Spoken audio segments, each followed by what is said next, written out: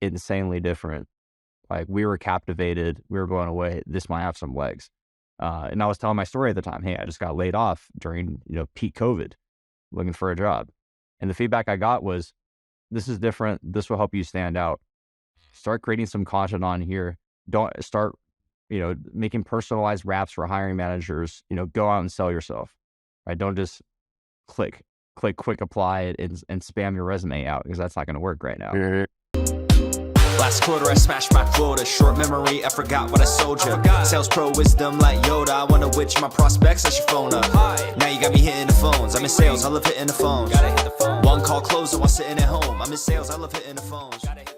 All right, welcome everybody. Today we have a very special guest on the show. He is not only one that goes viral on LinkedIn, he also goes viral in B2B Slack. He is none other than Zheng, aka the sales rapper. Ding, welcome to the show. How's it going, Mitchell? Great to be here.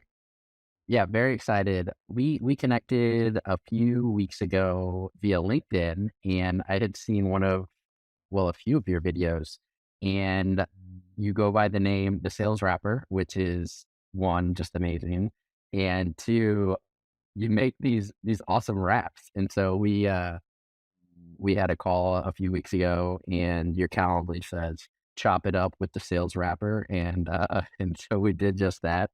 And I think there were so many little nuggets in there that I since have reflected on. And so like, oh, this would be awesome to have on the pod and talk a little bit more. So yeah, man, first off, well, one of the things I saw was rapping and bootstrapping. Is that your tagline? Rapping and bootstrapping. In a sense, yes, I would say it's my tagline. Obviously, I'm not a venture-backed sales rapper. I'm a bootstrap and dapping sales rapper. But the reason for that line specifically was that was my album that I dropped in 2022, early in the year, and that was I like to think of it as my love letter to the profession and the concept of sales. And the backstory behind that is I've been making music and rapping, creating videos for about 15 years at this point. But it wasn't until I had experienced my first major failure on the music industry side and completely pivoted to doing tech sales that I achieved any kind of success in my career endeavors. So I took those lessons that sales taught me, and I was able to reapply them, in my second go at the music thing, and the results are drastically different. So that's where I came up with the idea of rapping and bootstrapping. You have that internal rhyme within the title that speaks to me as a lyricist, but I think it's also a great reflection of the philosophy that it's not enough for me to just be a rapper. It's, also adding in the entrepreneurship component, the sales, the bootstrapping, aspect of it that really allowed me to build what we have today. Nice. And part of what we talked about is like you've come up with these different like clever terms for specifically it seems like B2B SaaS and ways to think about, which we'll talk about. But like let's back up maybe. So what you've been rapping for a while, you've been making content for a while, and then you first started in call it the tech sales or tech world. Was it at Yelp? Where'd you start? That's right. Fresh out of college, I was originally thinking I was going to be a management consultant. That's what all my buddies from college did. They went to consulting, investment banking, etc. And so I got all the case study, interview books, and all that, studied my ass off, and it seemed like I wasn't a fit for them. So like a lot of folks who are in sales, I kind of fell into that role, which I always say was the best thing that ever happened to me. And so I graduated school in Boston, moved to New York, didn't know what I was doing, and started hitting the phones. Hitting the phone, which I think also is what was that one of your YouTube videos? Yep. The cold call anthem. That's right. Nice. I did it. The best part about having your own show is like when you do research, it's just fun. You're doing it anyway. So it's like, oh, this is great. And so I watched that video, which was great. Everyone, by the way, maybe we'll link it below, but It's like, I think, did you film that in IKEA? And what was the, I guess, what was the thought there? And like, did they care? Did they know the place is so big anyway? They probably was just like, oh, who cares? Yeah, I'm sure we got a few looks from employees and other shoppers, but our game plan was we wanted to get a well lit studio style area that also had a variety of backdrops. So we actually started originally looking into studio sets here in Austin, and then quickly realized that as the bootstrap rapper, we're a little out of budget. So then my buddy Jake, who directed and shot the video, he came up with this great idea. Why don't we go to IKEA? It's furniture staging. They have beautiful lighting all over the store, and a million different scenes, if you will, setups. And it was very clutch because with the theme of the song being hitting the phones, I'm sure you saw some shots in that where it was in that office style setting. Where, IKEA had the standing desks, the monitors, and the telephones and whatnot. So we had a great time. Our game plan was to get in and shoot it and get out as quick as possible. Ask for forgiveness, not for permission. So we looked up the time. Yes. IKEA closes at 6 p.m. and we got in at around 4:30. Shot the outdoor shot on top of a parking garage overlooking the IKEA. Went in with about 45 minutes to spare. Got all the shots done within 30 minutes, and then rushed over to try and get some of those famous IKEA meatballs, but they had sold out. So we got a great video and just only missing the meatballs. That's amazing. Yeah, when I first started watching it, like, you're waking up in this bed, and it's like, okay, it's in his bedroom, and then like the next shot is the rest of IKEA. I was like, wait a minute, is he at IKEA? That's amazing. So yeah, and now that you say all the backdrops, it's like, yeah, you literally have the whole store. That's a very, I think it's very indicative of when you're forced creativity of those who bootstrap versus say, just glad that you're not a venture backed rapper, because maybe you would have lost that creativity. And so one of the things, I guess, back to the Yelp life, I'm always curious with people who are doing cool things. Like, they didn't start out always doing that. Usually that's not the case. And so like, usually it's like, okay, we're figuring out this thing, go to school, do whatever, I'm on this path. The analogy in my head is always a highway of like, all right, I'm just hopping on this highway because everyone else is on here. There's a bunch of traffic. Oh, this highway is like, I don't even know where this thing's going. How did you think about it for you? And is that similar to like, I'm at Yelp? Like, what was your headspace when you're at Yelp? Did you like it? Did you not like it? What were you doing? And then what did you do? Yeah, 100%. So first of all, huge shout out to Yelp. I had a great, very positive experience there. Learned a lot, and my mindset going into it was my first job out of college. I didn't really know what to expect. I certainly did not have any internships that were sales related. I worked at some tiny startups and also at a law firm that specialized in EB-5 investment immigration. So I was a Mandarin translator, and this becomes relevant later on. But I went into Yelp, and for those not in the know, Yelp has this reputation as a very boiler room environment on their ad sales team, right? And most new sales hires go into the ad sales organization, and you can imagine what that's like: 120 cold calls a day, constant rejection. Yes, sometimes you're selling into Nebraska, right? And we all know how that goes.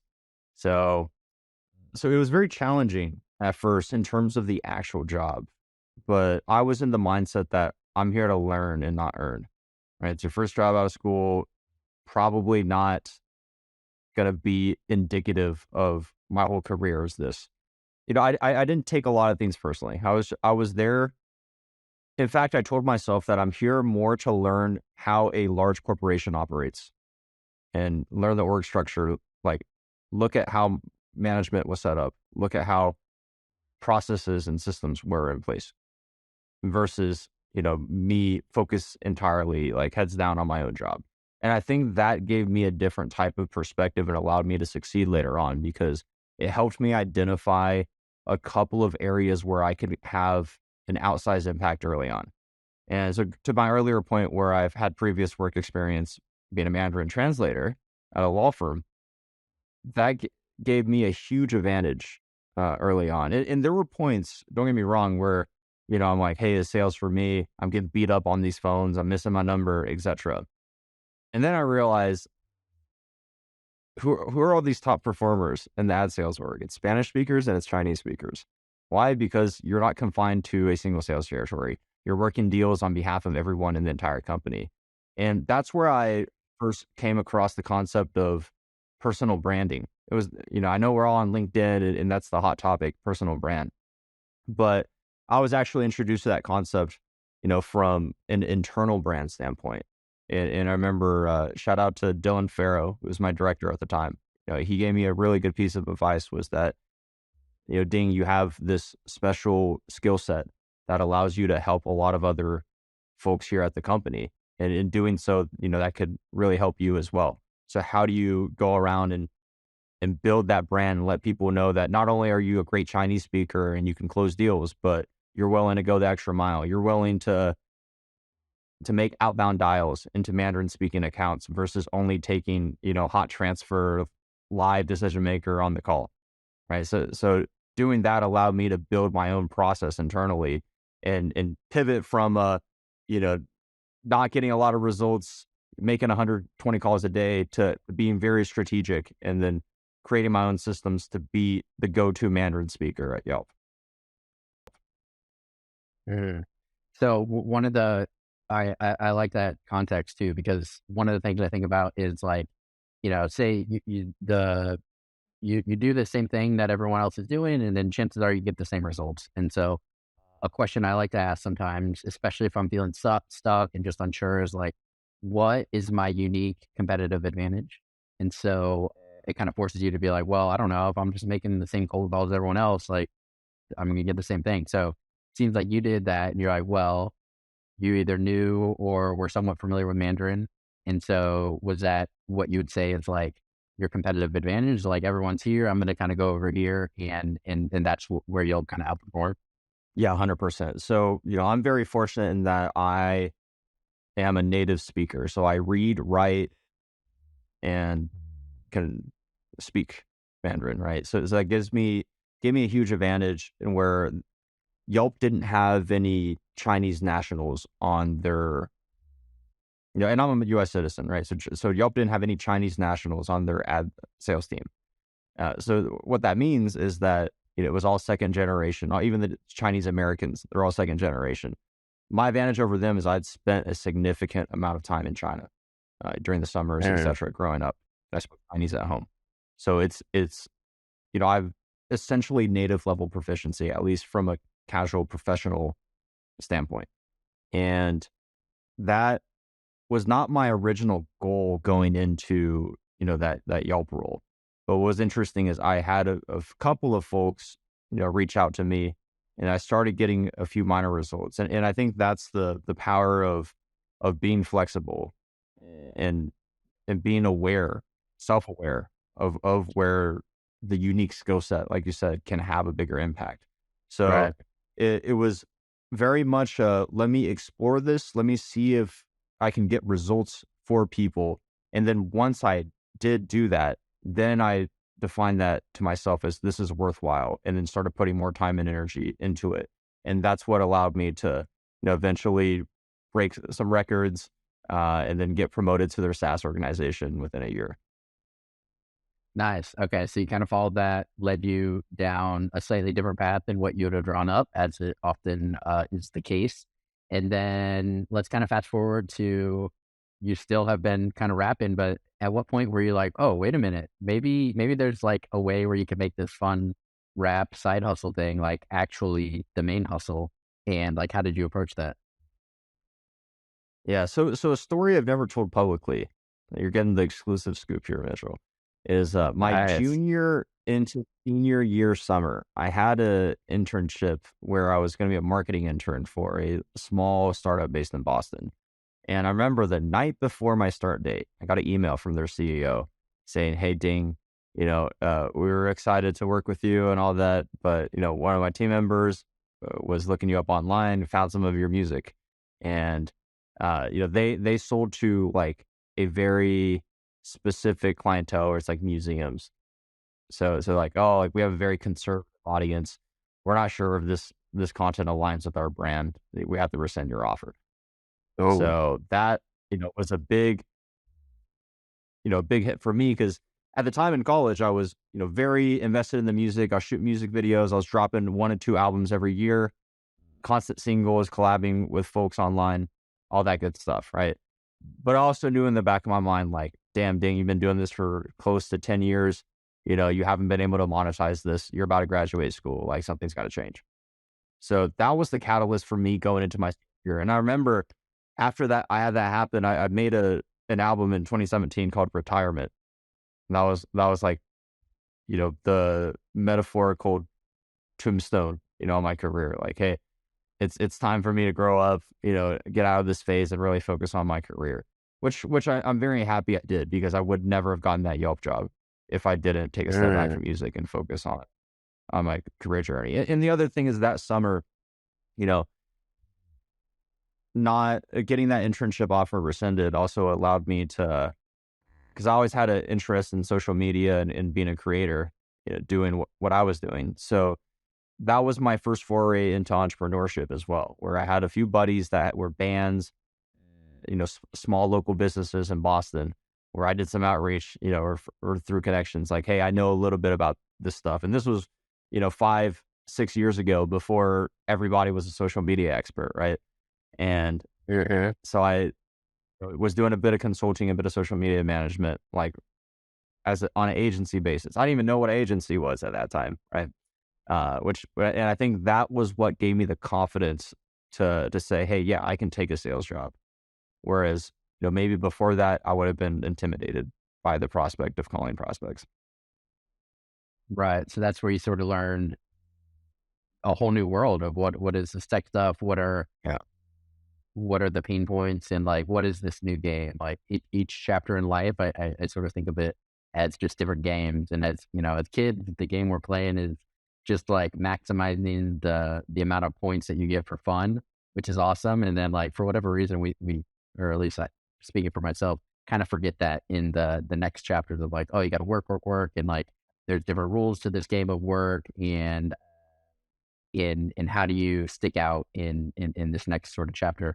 And so you did that. You are learning tech sales, doing cold calls, finding your unique advantage in knowing the Mandarin. And at a certain point, you find that like, oh wait, maybe this thing that you were doing originally can blend into this new world of B2B. And so what do you do now? And like, how did you discover that? Yeah, certainly. So going into Yelp and moving to New York, it was very much I'm focused on my career, I'm focused on my job, and I wasn't making music for myself, right? I wasn't doing Yeah. a lot of that. But the one saving grace I had was I still loved hip hop. I still loved the music. I wasn't releasing songs. I had scrubbed my entire online presence from the internet, took all my songs down. But because Yeah. I lived in New York, I was able to tap into the local hip hop community. And what that looked like was going to Union Square Park after work, 6:30 p.m., and then, rolling 18 people deep in a circle, in front of the arch gate. And then they put a little UE boom speaker inside of a plastic bucket to amplify the sound. And we'd go around in a circle and freestyle rap with each other for hours and hours. Have like one cameraman there, going to like local bars on the Lower East Side, to shout out Arlene's Grocery, where they had Freestyle Mondays, and you go there and get on stage, and everyone's in the Right. audience. They're drinking and cheering, and then people having rap battles up on stage. So I was able to maintain my love and my proficiency and skill in that craft, even when I was not seeing myself as an artist. Even so, as a result of that, I had a very strong focus on my role at Yelp, helping them build out their go to market with the new SaaS product that they had acquired on the East Coast.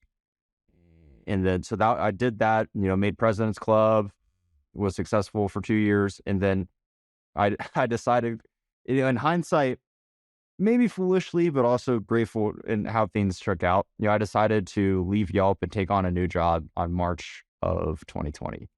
And as you might Oh, imagine, that was, I spent 3 days in the office, and then we got the message, hey, New York wants to do a test shutdown, or like the office, like, hey, let's do a test work from home.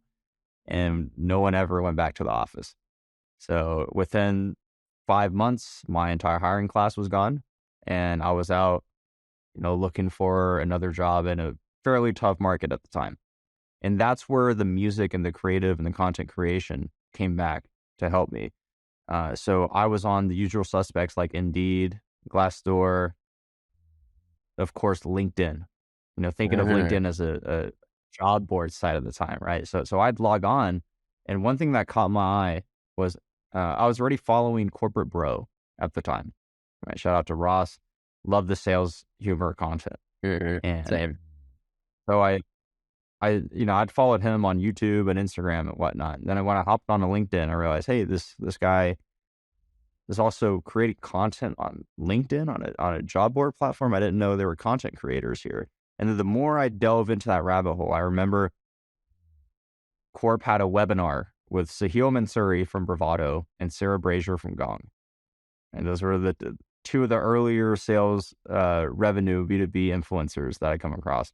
So I really fell into that rabbit Mm. hole. I remember I followed Sahil. I saw that he had a community like Zoom networking happy hour thing going on. So I started joining that. And then during my intro, I said, yeah, well, I'm also a freestyle rapper. And of course, you can't say that's not a statement that you can say without immediately being asked to back it up. So, Yep. so I played a beat. This was before the audio setup and all this fancy equipment. So I remember getting my phone out, going on YouTube, typing in Nas's like instrumental, and just through my laptop speakers doing a freestyle. And I remember distinctly, I was shouting everyone's name that I saw, and I didn't know any of these people, right? I was just shouting out their names. And then I was like, hey, start typing some words in the chat. And I started including those, and everyone's mind was blown because it's like a personalized demo, right? I'm talking about sales, but in a virtual fashion. So I got feedback on the call and messages afterwards saying like, hey, this is insanely different. Like, we were captivated, we were blown away. This might have some legs.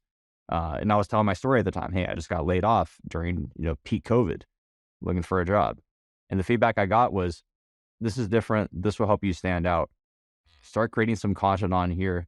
Don't start making personalized raps for hiring managers. Go out and sell yourself. Right? Don't just click, quick apply and spam your resume out, because that's not going to work right now. Mhm. And in doing that, I kind of accidentally went viral a few times. And as a result of going viral, started getting marketers inbounding me like, hey, Dean, we liked what you did. We're wondering if we can pay you to do this stuff for us. So I never went into sales rap or any of this with the idea to build a business. I was looking for a job, looking to stand out from the sea of noise in the job applications, and ended up working so well that, in retrospect, kind of reverse engineered a business out of it. Wow. So it's almost like, once again, here you are. What is your unique advantage? You're just sort of doing this. You had this thing that you had actually coincidentally have been doing since a kid. And then here it is. You could just, be like any other Joe Schmo and say, yo, on LinkedIn, using it how everyone else does. Or you could go a different way and combine these unique interests and skills and say, I'm going to actually rap on LinkedIn, creating content in a unique way no one else is doing, but you've gotten the feedback, early feedback, and sort of pre-tested that, like, there's demand for this, and like that you sort of, one of the mantras I like is test and invest. You had tested it, and then now you're like, okay, I'm going to invest more in this and continue to do that. It's easier too when you get that real time feedback in a platform, say like LinkedIn. And so now you go to what is it, salesrap.io, and that's your landing page, and you run an agency that you do this for B2B SaaS companies. And I think that's actually how I found you originally. You were doing something with Mutiny, I think. My buddy Stu, shout out to Stu. He has a great podcast as well. And so I was like, whoa, this is really interesting. Like, talking about things that stop the scroll. And I think, like, my own behavior myself, and I think as a society, we're like starving for things that are both like realistic, it's like we love reality TV, but also things that are unique and different. And so you see the same thing on a lot of these platforms, you name it, especially LinkedIn. But then you come with some like sales rapping freestyle, and it's like, what? This is crazy. And and what's even more interesting about your story to me is it's like, yeah, like that's cool, he does these things, but it actually works. And so like you've done some of these case studies where and maybe touch on these, but I think you've mentioned where like essentially the concept is B2B sales is hard. You got to get attention. Everyone's inbox is flooded. Nobody replies to emails, barely even open them. Click through rates are down. Paid advertising is really hard.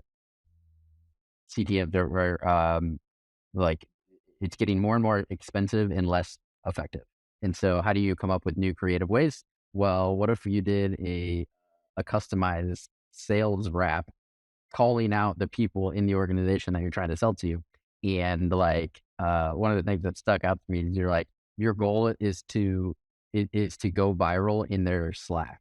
And so of course, if you get this funny like sales rep thing, like you would definitely put that in your Slack channel. And like having, working at a software company, it's like we all know what that would look like. And that's so funny to just be very, very intentional with like how to capture that attention.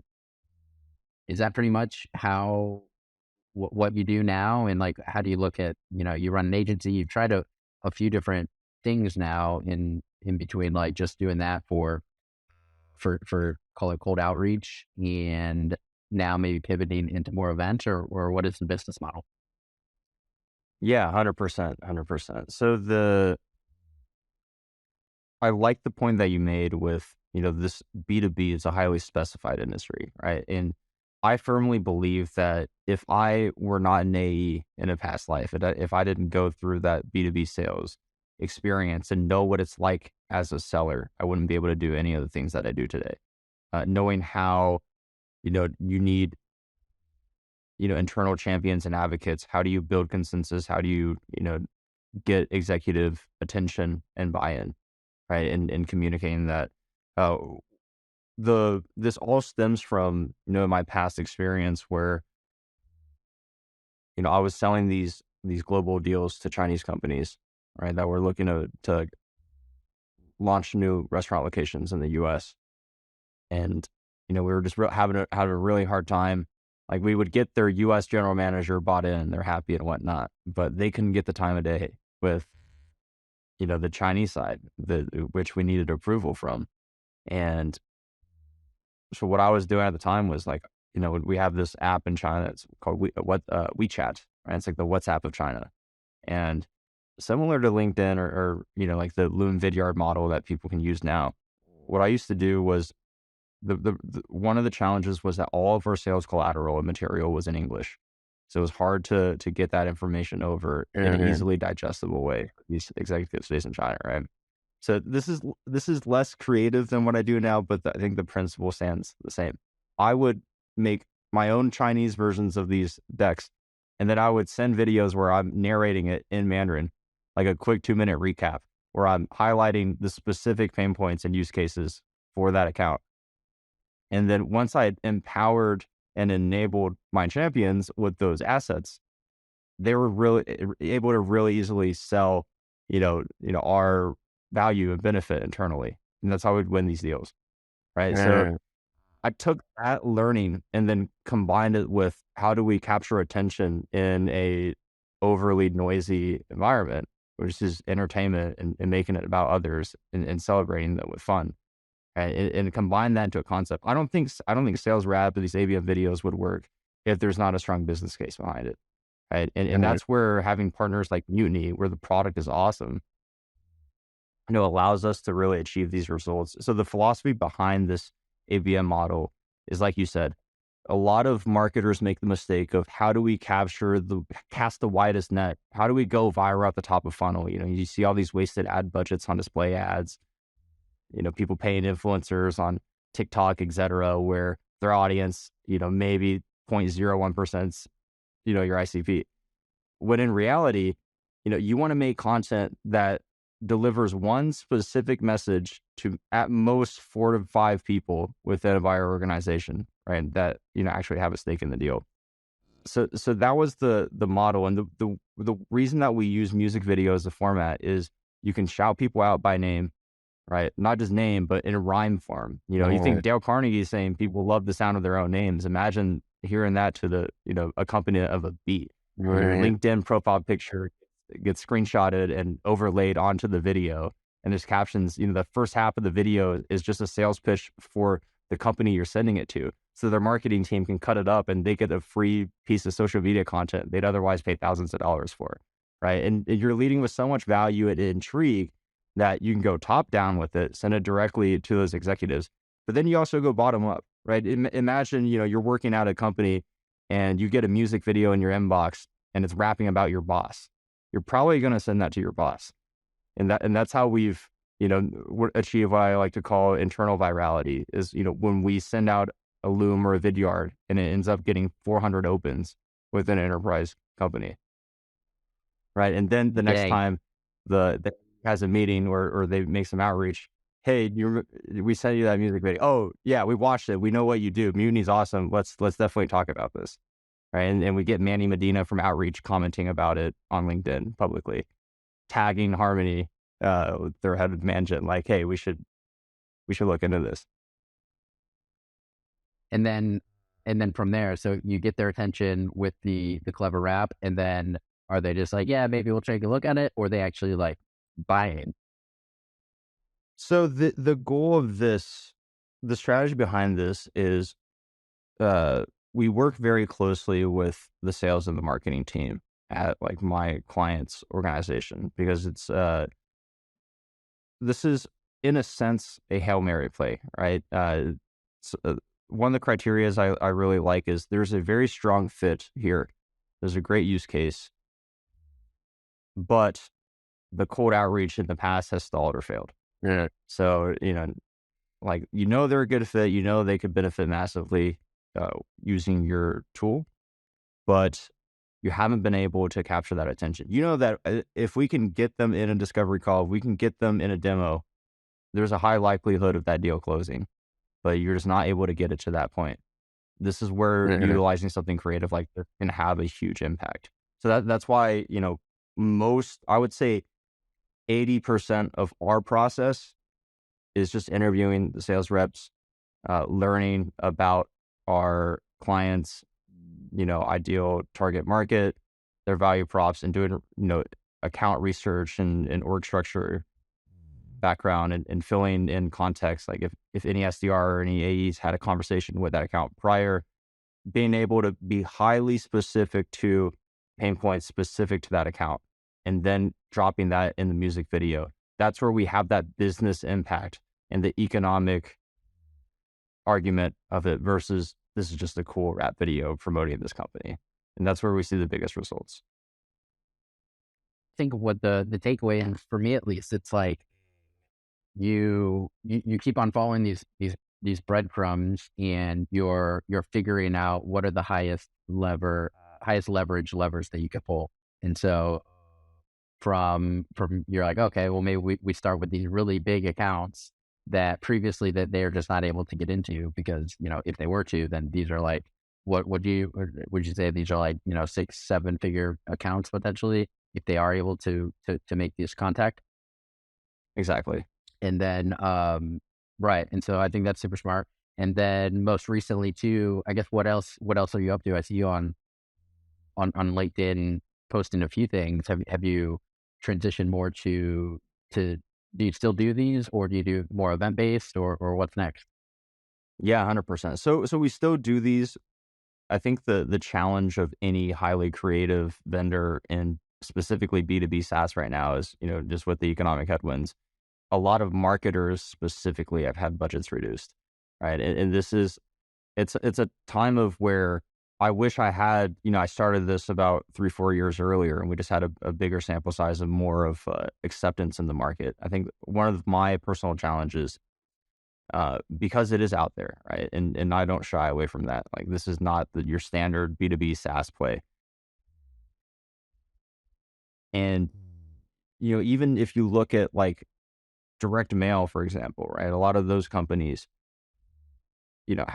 I've seen some market share shrinkage in the past several months, right? Where, the companies that enable sending wine and gift boxes and whatnot as like a way to break into accounts.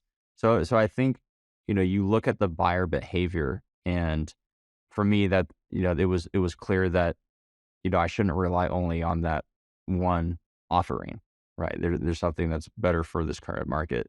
And as part of being the sales rapper, one thing that's been really interesting and fun for me is I get invited to a lot of these conferences, and companies will pay me to activate with their booths. So like, did SaaStr twice, did NRF Big Show, Forrester, B2B MX, all of these, the usual suspects. And the play there was to, because I'm a freestyle rapper, right? And again, to our point earlier, what's the unique skill set?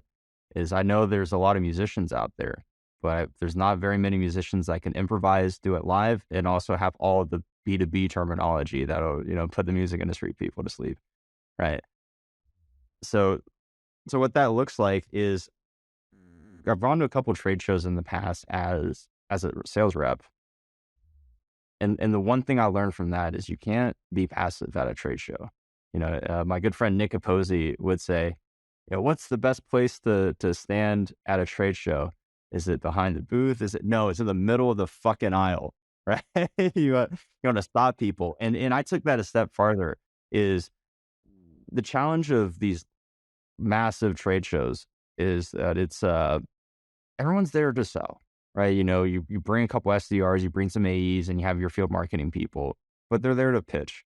So it's hard when you have your own eager sales reps go up to other vendor booths, for partnerships or for new opportunities, and they're trying to pitch you and you're trying to pitch them. And it's like, ugh, right? Nothing really gets done. People are like frustrated. Okay. So I had an idea once, like, what if we flip that on its head? We still go outbound at these trade shows, but we don't ask for anything. We let it happen organically. And how do we do that? Well, I'm a freestyle rapper. Let me go around with a big speaker and a microphone. The rep says, hey, we don't want to sell you anything. We don't want to talk about our company, but we hired a freestyle rapper for this show. Your booth looks pretty cool. We were wondering if we could do a free rap for you that your content marketer can film and you can post it on LinkedIn. Wow. You can't say no to that. Right. Yeah. And then they're impressed, yada, yada. And I have my process where, like, I always say this, I was not a good freestyle rapper until I started in sales, because freestyling is really not about how well you could rap. It's about how well you can personalize your rap to your audience, right? Because otherwise you're just spitting a written Mm, verse.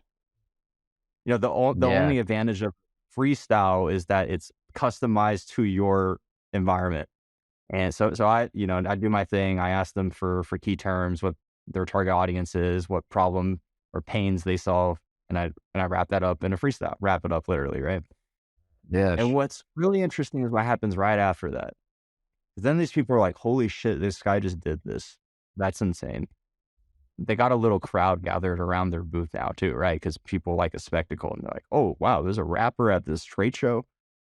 So we've delivered value in that, we just got 20 people around their booth reading their signs, and their salespeople are now talking to. And we got a video for their LinkedIn. So now what happens? Now they're, whatever leader at the booth is like, okay, wait, let's take a step back. This was really awesome. Our minds are blown right now. What's your company again? What do you guys do?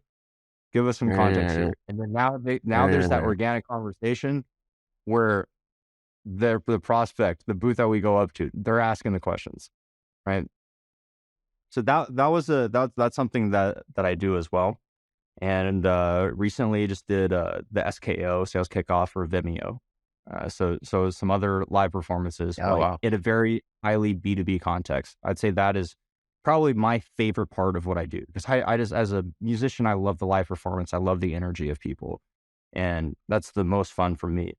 But in doing that, and this is where it all ties together into Event Shark and the new venture I'm working on, is that I've worked at a lot of different trade shows with a lot of different companies, a lot of different field marketers, and seen a lot of different strategies and event plays. And the one consistent theme that I see missing is that people will spend, 200 grand to go to this conference and have a party and do all that. And then 3 weeks later, once the last follow-up call has been made, the impact of that event is over with, right? And, a lot of Mm, times companies don't recoup their investment. They might sign one deal from it, but the real reason that they're there is because 3 other competitors are at that trade show. So it's like from a brand perspective, right? So if you're at the trade show for brand, you're not really, you're closing some deals. The companies I work with close a few more because they're more memorable. But why is no one capturing content at events?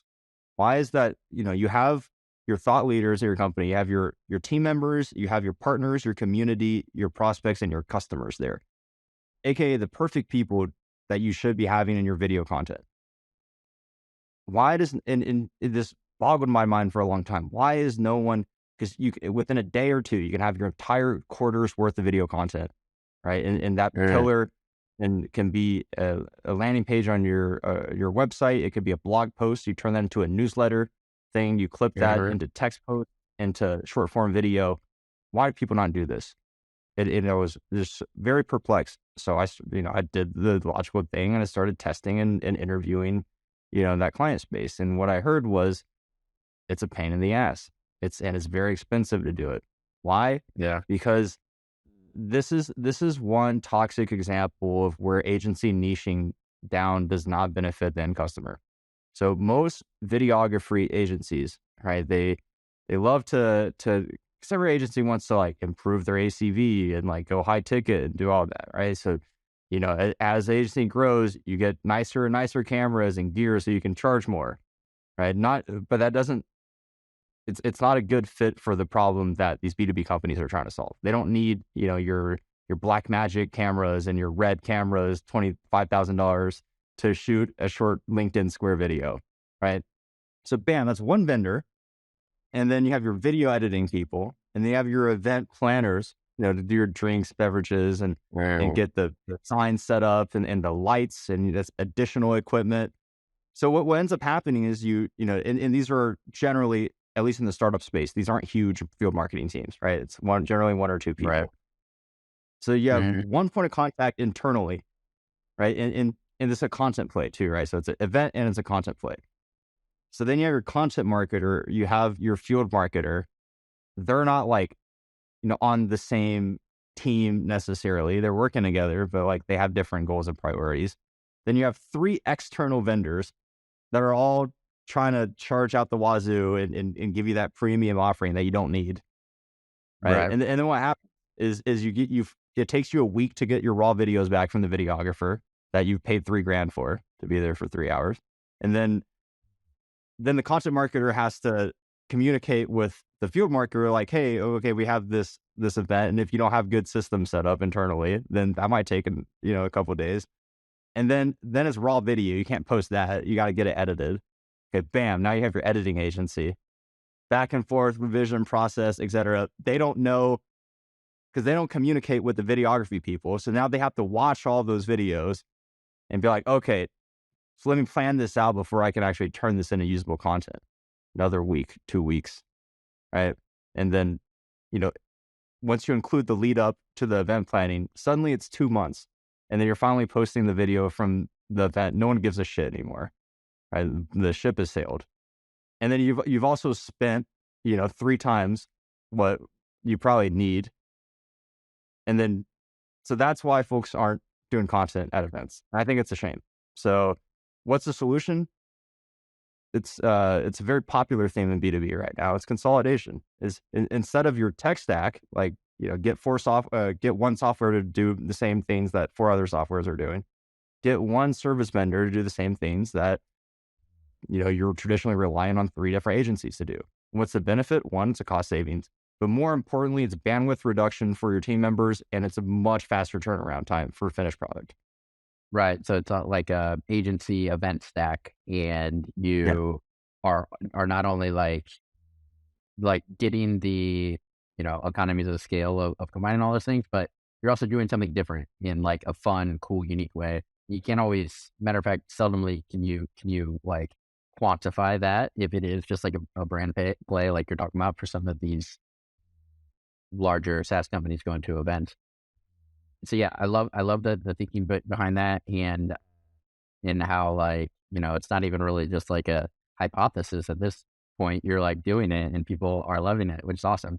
And so I think what everyone's probably curious about right now is they want to hear it.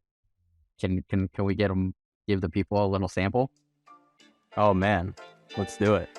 All right, Jay, drop the beat. Yeah, yeah. I said drop the beat. You don't got a sales rapper, you cannot compete. Yeah, they like a trade show, obviously. Yeah, and I need this. I can read this in the comments. The first one is, can you see this? You get the truth better. I be wearing a t-shirt and looking like a blue sweater. If I want the insights, I hit the newsletter. Yeah, you know Mitchell, he be too clever. In 3 minutes every week, that was something strong. It could never be weak. That's what I need. Yeah, and you get it. I see. Jeez, and I really believe. Okay, I come in hot and heavy. I'm probably ready. I gotta get the ball like Messi. Shout out Argentina. That's where my money be at. Yeah, you sit back with your feet up. You had to relax. Yeah, and I know when I spit this shit, I gotta comp like an actual membership. Yeah, that's what I do when I trust membership for that Absolute Plus. Get all the apps, they still great. Yeah, you gotta love it, man. Don't hate. You be bopping your head. What happened? Yo, this guy do B2B SaaS rapping. We at the conference catch event. Yeah, he gets camping. It's very intense. That's what I say. You say you can't hear the beat. Oh no, you can hear the beat. That'd be not good. Were you able to hear the beat? No, Oh man. but it was still amazing. That's such a skill that is so hard to do. The other thing too that stood out when I was doing some more research is I think it's on your Instagram. You went live on stage at Laugh Factory, I think, and you did this. And so it's one thing to do it, at like, on a Zoom or with a couple of people at a booth where it's like a different thing. But like I don't know if the stakes are higher when you're like in front of an open mic and you crushed it. People were going crazy. So that's epic, man. Appreciate that, man. Yeah, this is how you know the excellent 10 out of 10 research on this call. That's fantastic. But yeah, Laugh Factory, that was special, man, because I'm a big fan of comedy as well. So I've seen a lot of my favorite acts perform on that very stage, and I actually met the host of that night. So I was there for, funnily enough, Asian night at the Laugh Factory, and they typically do not allow any performers except for comedians to hit that stage, right? So my friend PK Comedy, who I met through Clubhouse, was the organizer. So he's the only person allowed to have musical acts on that stage. But me, I had to make it a little bit comedic and personalize it to the audience as well. So that was really fun. And to answer your question, is it more intense to do it in a live setting? I think conferences just kind of reset my expectations for what an audience looks like, because it's one thing to be on a stage in front of 50 to 100 people. It's another thing to be at SaaSer, getting wheeled around on a golf cart in front of 10,000 people, right? So and the internet has changed that a bit too. Like I know that so many people have seen me and my content online that I'm no longer really fazed by a live audience anymore. Just knowing that anytime I post something, a few thousand, tens of thousands of people will see it. So that has changed my experience in that regard too. A few quick rapid fire questions before we bounce, if you're open. Let's do it. Nice. Okay. Favorite rappers or somebody who had the biggest inspiration for you, source of inspiration. Gotta be Drake. Drizzy. Nice. Drizzy. Yeah. Do you have a theme song for life? Theme song for life. If it's someone else's song, I like "Lose Yourself" by Eminem. I think it's a cop-out answer for a rapper. For me personally, my own song "Hitting the Phones," because when I used to be a sales rep and I would go into a call blitz, I always wish I had that one pump up song. So I made that song specifically for sales reps to listen to before they jump on a call block. And I get messages all from people like, "Hey, like I play this on our like team all hands like before we get in the call blitz," and they all love it. And I'm like, that's exactly why I made this song. Nice. I didn't even think about that. Yeah, maybe we'll play a clip of it in the editing. And then smallest input. I like this question. You take it however you want, but smallest input that has led to, one of the bigger outputs or in your life. Call it joy or just like, it doesn't necessarily have to be an efficiency thing. Maybe it's a book you read, maybe it's something you learned. Small input, big impact. Small input, diet and exercise. I think the body and the physical health is the foundation. I've noticed that my performance, my efficiency, my mental health all suffers when I don't have my physical fitness dialed in. Love it. Favorite book? Oh, that's a tough one. There's so many good books. I'll give a shout out to when I was in sales. I think spin selling really helped me. Question based sales. Very nice. Okay, and then just to wrap up here, where can people find you, and anything else you want to plug? I think you've been cooking up some new beats. Yes, Where do people sir. find you and learn more? 100%. So you can find all of my music stuff over at salesrap.io. The full portfolio there to see for yourself what music ABM looks like, the music videos and the content from conferences. And as well, And for just you've launched. mentioned music ABM a couple times. Music ABM is account based music. Is that right? Yeah, account-based music, account-based marketing. It's the Marketing. Okay. similar. Yeah. Yeah. So yeah, that's like a term I know a lot of these like demand gen marketers use like with ABM. Sure. Sure. Okay. So Continue. that's salesrap.io.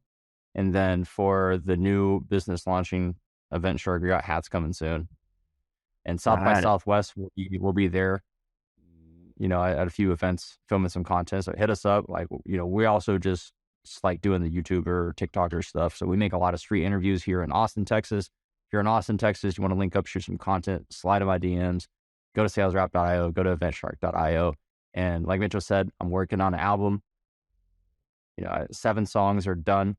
The song's gonna be album's gonna be called A Recession Session. You might notice I like to rhyme my album name or my rapping and Yes. bootstrapping session. So that started out as the album actually celebrating marketers because I did my salespeople album, right? So I'm like, all right, let me do my Mm, marketer. And then the recession kind of hit, and then a lot of folks got laid off. So I'm like, all right, like let me pivot a little bit and make it so I got songs about layoffs, I got songs about budget cuts, recession, and all that fun stuff. I think TikTok's gonna like it. So that's gonna be coming out within the next month. The first single, Recession, coming out in 3 weeks. amazing. Dang, thank you so much. You guys heard it here first. Cop the album, Recession Session. Follow him on the socials.